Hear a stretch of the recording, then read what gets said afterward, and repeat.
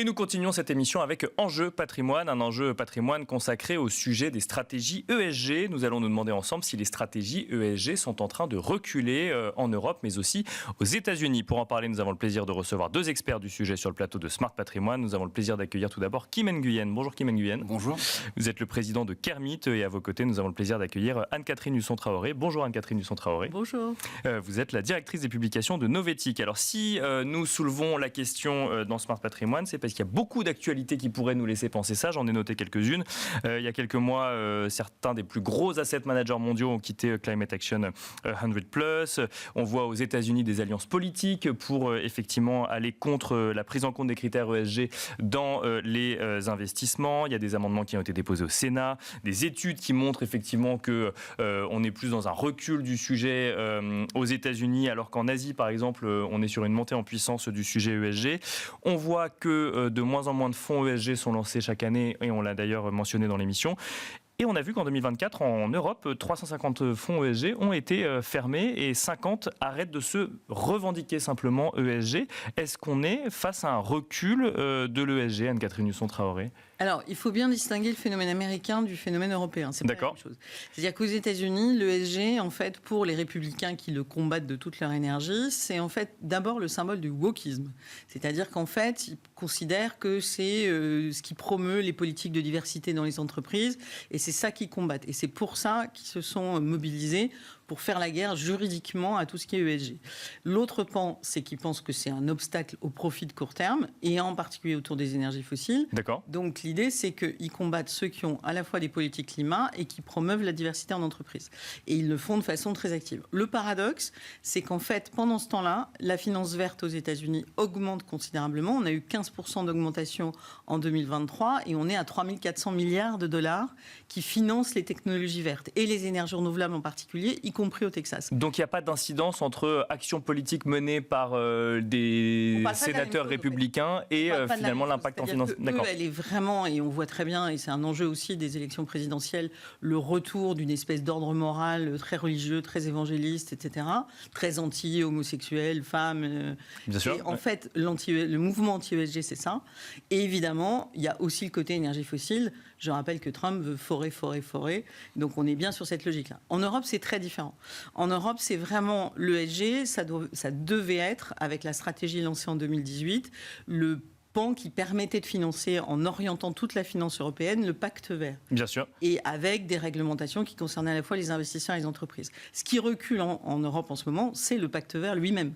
C'est-à-dire, c'est le shift, j'allais dire, la transformation de l'économie européenne vers des modèles durables. Et du coup, il y a eu une espèce de mode qui était quand même un vernis passé hâtivement sur des fonds. Et ça, tous les régulateurs financiers européens et nationaux ont commencé à dire non, un fonds, en particulier l'ESMA a dit un fonds qui dit se réclamer ESG, il doit avoir 80% d'investissement qui soit vraiment ESG.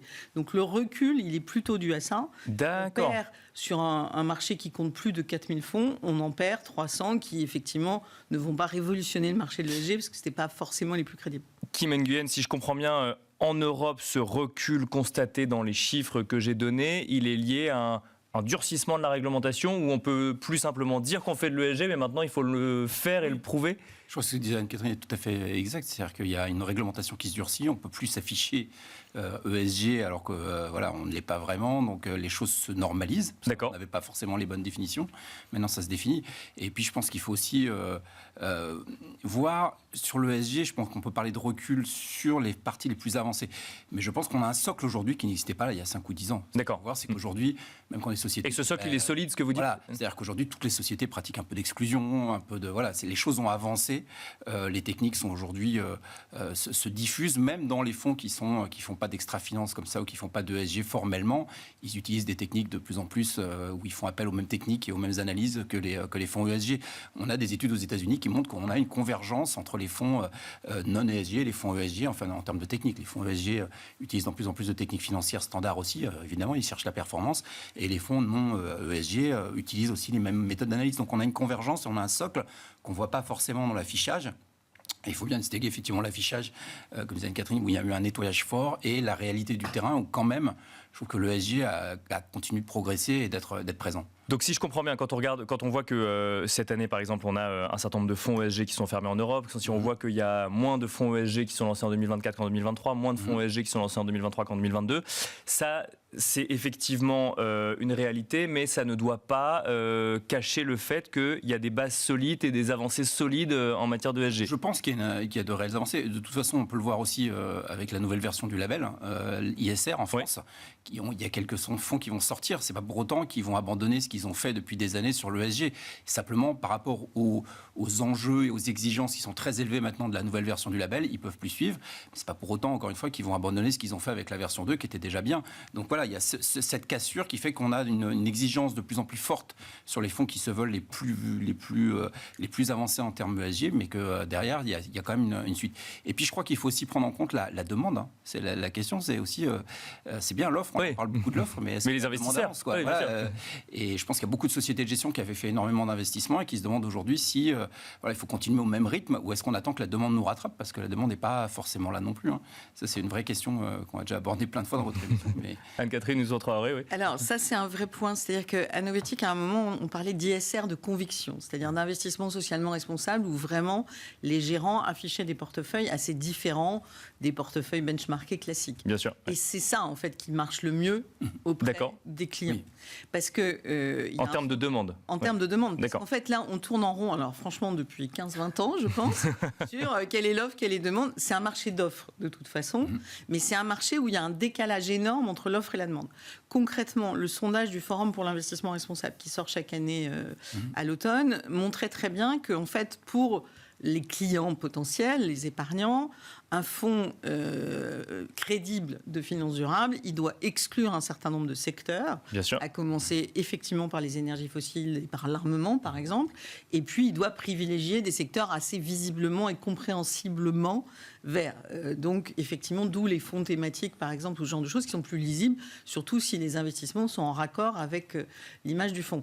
Quand on est sur de l'ESG flou, on va dire best in class, c'est-à-dire où finalement on a le CAC 40 avec un peu de pondération différente, c'est difficile pour un client de se dire ça a l'air beaucoup mieux qu'un fonds qui n'est pas ESG, qui peut potentiellement être moins cher en termes de frais de gestion parce qu'il y a moins de recherche, etc. Donc la lecture par le client de ce qu'on lui offre est quand même le sujet principal. Et là où on a un décalage, et le régulateur le dit très bien, c'est que la régulation SFDR est tellement complexe et nécessite pour les gérants des choses extrêmement complexes, qui sont absolument illisibles et incompréhensibles pour le commun des mortels. Bien sûr. Sauf qu'au lieu de faire deux type de publication sur leur fonds, c'est-à-dire à la fois la technique pour le régulateur et le côté je t'explique ce que je fais vraiment. Bien sûr, pour l'investisseur. Ouais. Et donc nous on le voit dans nos études. Par exemple, la dernière étude qu'on a fait sur les fonds dits de transition, il y avait 3000 pages de documents SFDR qu'on a quand même lus. Mais nous on fait des études. Oui, bien sûr. C'est pas le cas du client lambda et encore moins du chargé de clientèle, parce que c'est ça le problème. Oui. L'offre elle passe par le chargé de clientèle ou par le conseiller. Mais ça veut dire quoi, qu'on sait pas dans quoi on investit aujourd'hui quand on fait de l'ESG, ou faut être très motivé pour effectivement aller accompagner précisément sur ces sujets-là en Europe ? Je pense que oui, ça nécessite... alors, il y a des labels qui sont là pour ça. Il y a peut-être la réforme de article 6, 8, 9 qui est de SFDR qui était censé nous aider aussi, mais qui a jeté aussi un flou et un peu de confusion. Qui a jeté un flou dans la même dynamique, c'est-à-dire qu'on a eu beaucoup de fois article 9 qui sont repassés article 8 quand on s'est rendu compte qu'il allait falloir rendre des comptes. Tout à fait, on a ce niveau d'exigence, on a un peu ce niveau d'exigence qui fait qu'à un moment, les gens disent oui, mais non, on ne rentre pas dans les cases, on va revenir en arrière. Est-ce que pour autant, c'est on abandonne totalement et on abandonne l'ESG et on revient en arrière? Je ne crois pas. C'est juste une dynamique de progression qui va par à coup, parce que malheureusement, on est soumis à des forces politiques, à des forces commerciales, à des forces internationales. Comme vous disiez, l'enjeu n'est pas le même aux États-Unis. Donc effectivement, on n'avance pas de façon linéaire, mais je ne pense pas qu'on soit en train de reculer en tout cas. Il ne faut pas tout mélanger. C'est-à-dire que c'est important, c'est que l'analyse ESG, c'est de l'analyse fondamentale en fait des entreprises. Oui. Donc c'est quand même très rassurant pour un client qui veut vraiment placer son argent, de se dire que le fonds qu'on lui propose, les entreprises sélectionnées ont fait l'objet d'une analyse fondamentale Bien sûr, ouais. sur leurs activités, sur leur trajectoire, sur leur stratégie. Et ça, c'est un acquis je suis tout à fait d'accord, qui est là. Le problème qu'on a aujourd'hui est plutôt un problème d'explication, de marketing, de compréhension de ce qu'est le métier même de l'analyse financière, finalement.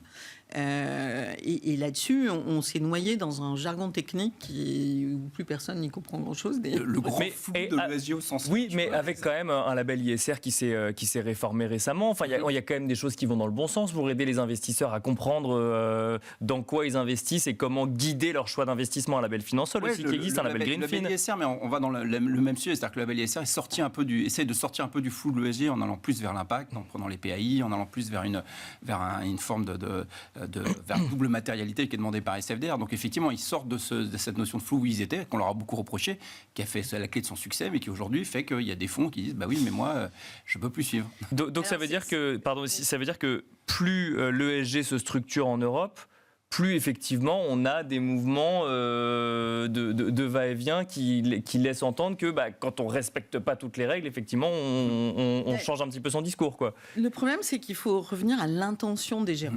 En fait, c'est-à-dire que on tourne autour de ça depuis un bon moment. C'est-à-dire que, en fait, la réglementation européenne, elle avait pour but de pousser les gérants à expliquer quelle est leur intention en termes d'objectifs durables, c'est-à-dire en termes d'objectifs ESG. Qu'ils aient un objectif de performance, c'est leur métier et c'est normal.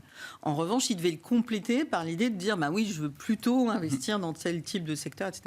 Et ça c'est pas vraiment fait parce que c'est très compliqué pour des gérants de dire, j'ai des objectifs durables. Et on tourne autour de ça. Je veux bien que vous repreniez après.